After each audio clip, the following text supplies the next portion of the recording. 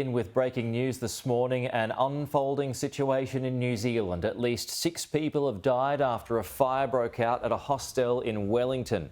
Emergency crews, and that included 20 fire trucks, responded to calls of a blaze on the top floor of a 4-storey Loafers Lodge hostel at about 12:30 a.m. local time. 52 people have been accounted for so far. It is not known exactly how many people are still unaccounted for, though. The hostel has a capacity for 92 people.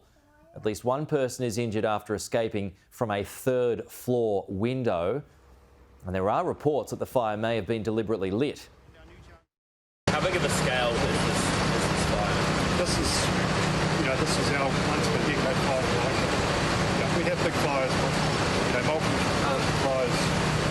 Well, joining me live now is Wellington City Council Mayor Tory Whanau. Tory, appreciate your time on a busy and trying morning for you, no doubt. I just start by getting your reaction to what's happening around you?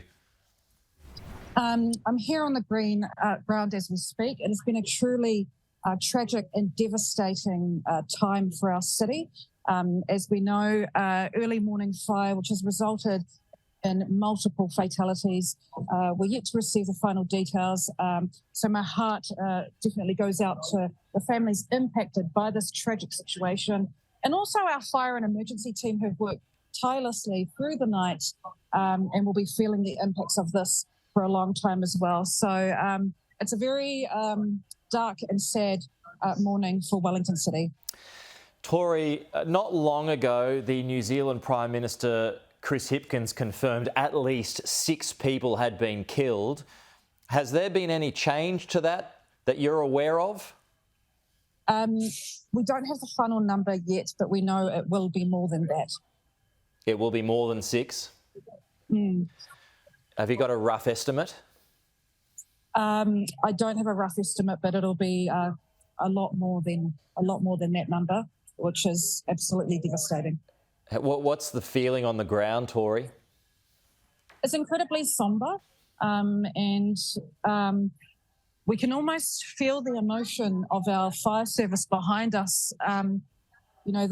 After working through the night, there's about a changeover coming in staff who will re-enter the building and see what else they can find. But I think for our Wellington community, it does feel like a dark day.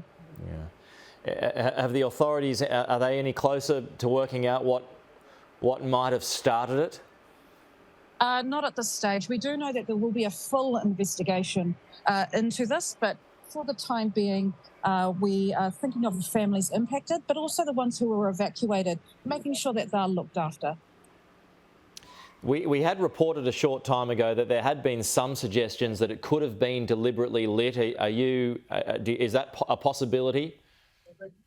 I've not received that detail myself, okay. But of course, as soon as we know, we'll report. And just for those who aren't aware of it, Tory, the Loafers Lodge hostel, just tell us about it. How popular is it? How busy is it?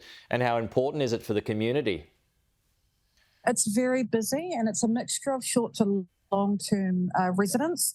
There will be many vulnerable people who would have been in there, and it's right in the centre of our community. So this has been quite devastating, and the community itself will be certainly feeling the impact. When you say vulnerable people, what do you mean by that?